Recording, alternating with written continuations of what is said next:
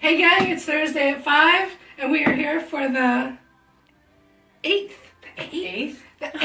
Oscar Realtor Show. Before we get started, I didn't even tell you I was going to do this. Oh, surprise. Surprise. Oh, let me refresh.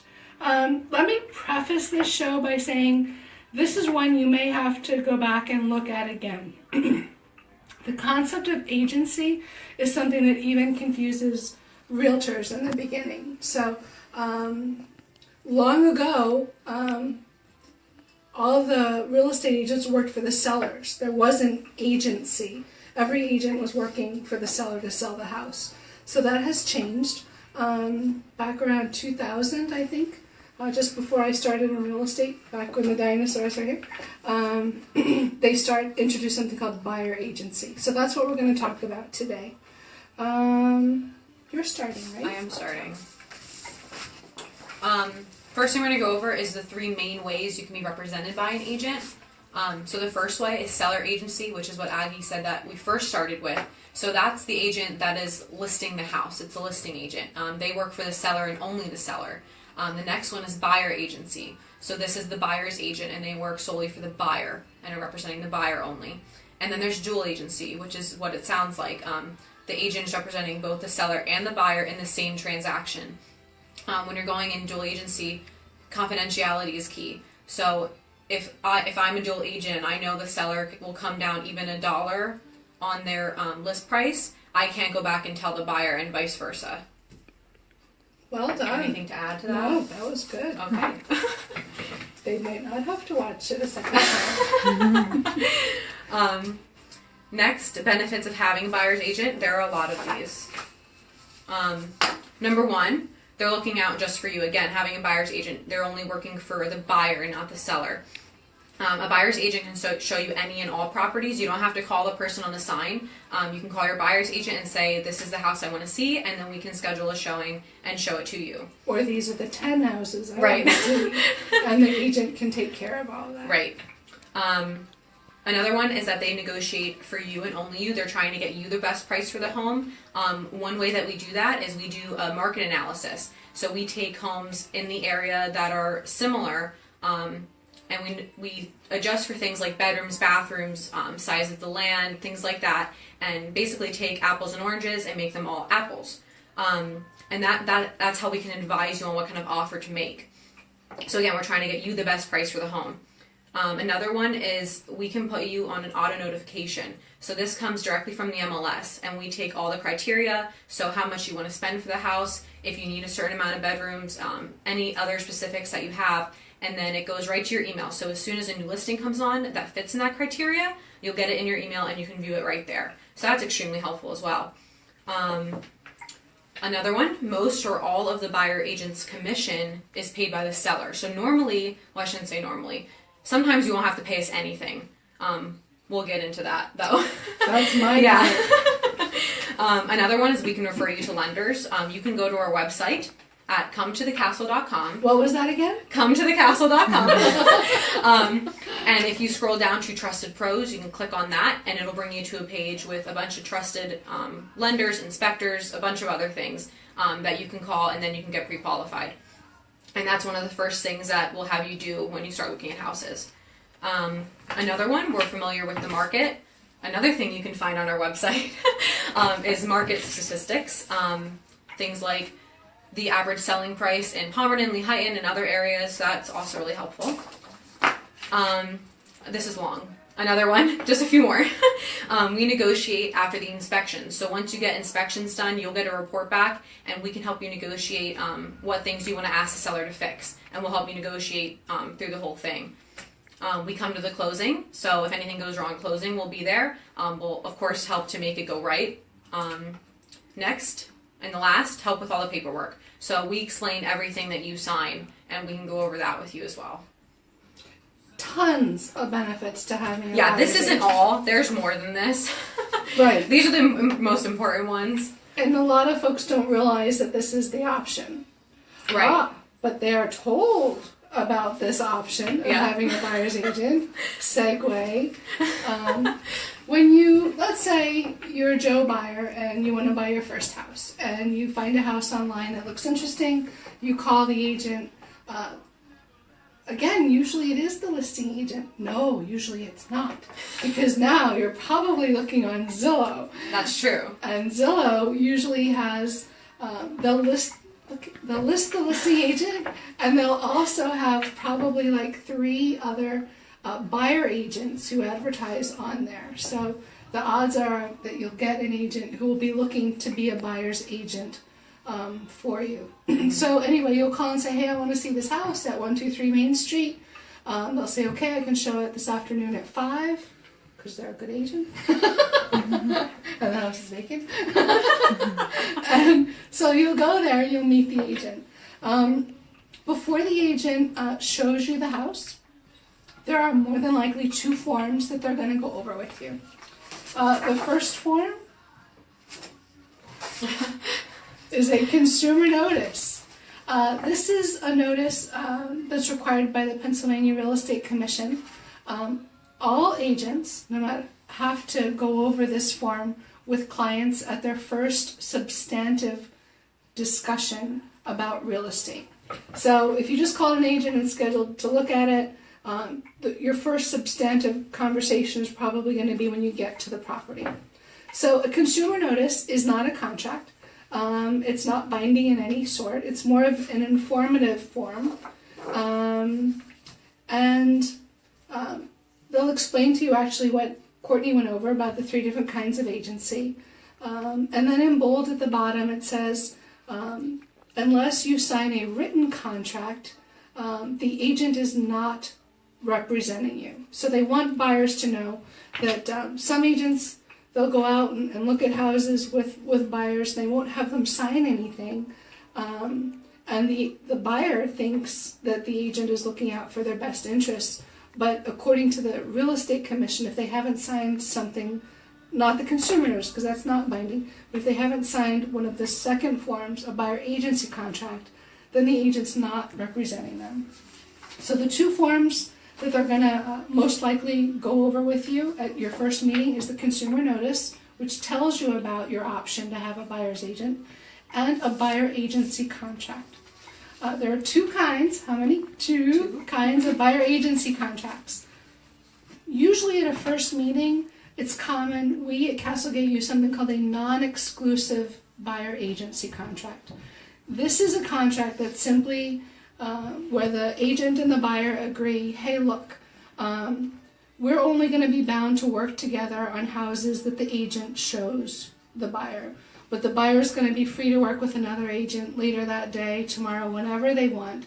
But if they sign this non-exclusive buyer agency contract, it says that if they buy that house that the agent showed them, they're going to go through that agent. And in return, the agent's going to give them all of the benefits that Courtney listed, plus more of being a buyer's agent.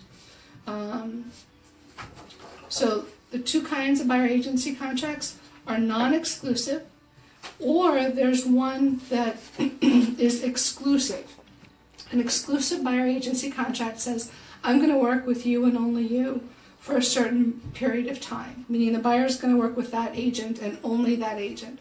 So when they enter into this kind of contract, they're showing more loyalty.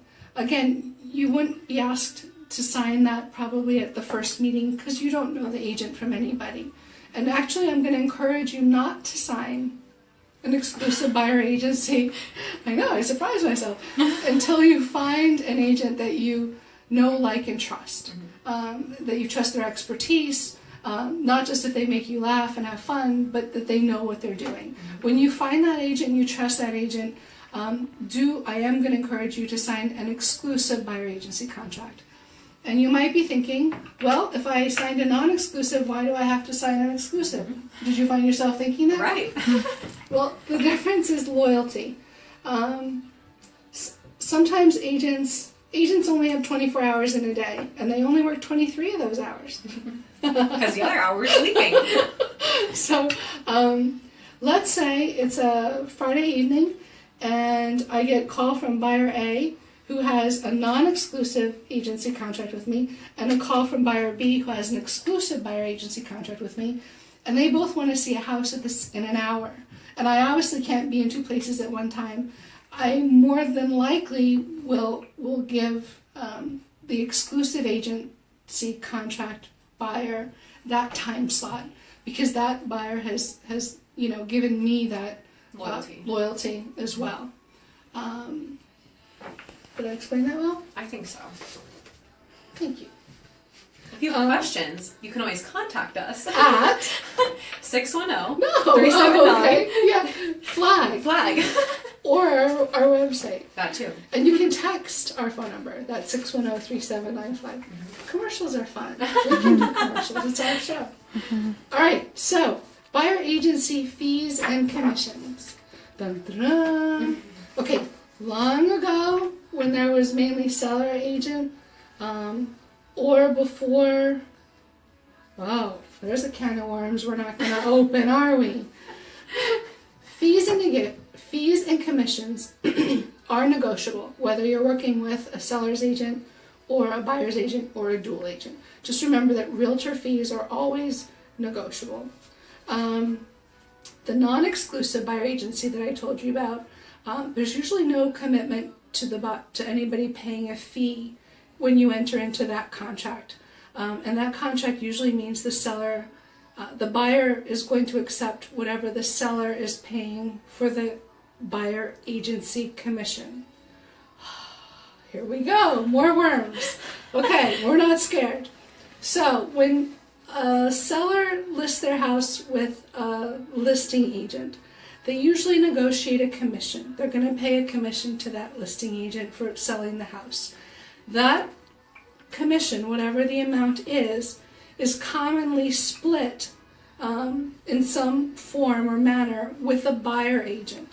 So that's why we said most or all of the commission for the buyer's agent is not paid by the buyer, but rather by the seller. That's what's common now in 2018. So the non-exclusive buyer agency, the agent just agrees to take whatever the seller split of their commission is. So it doesn't cost the buyer anything. In an exclusive buyer agency contract, there can be fees and minimum commissions. And again, if you've got a buyer agent who's at the top of their game and doing all of these things for you and looking out for you, they're well worth the sometimes 0.5% difference, of the sale price for a commission. So basically they may ask you to pay a minimum commission. So I can't use an example, but if they say, I'm worth X% as a buyer's agent, but the seller's agent is only offering X% minus 0.5%. Oh gosh, we're deep in the worms now. The buyer would have to pay that difference, and not out of pocket. Again, it would be rolled into your closing costs at settlement. And the last note I want to say is the difference between fees and commissions. Sometimes there's non-negotiable fees that some buyer agents negotiate, and they get paid whether you buy a house or not. But anything commissions, that's only if you buy the house, close on the house, that's when that agent gets paid. Buyer agents are awesome, but for a buyer to not have a buyer agent today... it's like almost unsafe. Yeah, say, well, if you go up and you say, I don't want to sign anything, then you're basically saying that you want to go in... unprotected. Non-represented, right. Which is no... So basically the agent then is just going to be a tour guide, because they're not looking out for your best interests. They'll show you the house, but they may not point out that, look, there's no gutters and downspouts. Look, the slope of the land. There's a crack in the ceiling.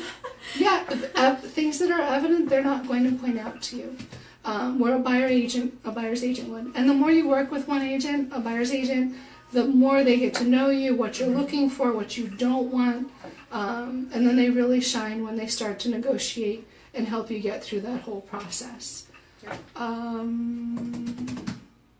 Anybody post any questions? Let me check. don't think so. I don't think we posted in.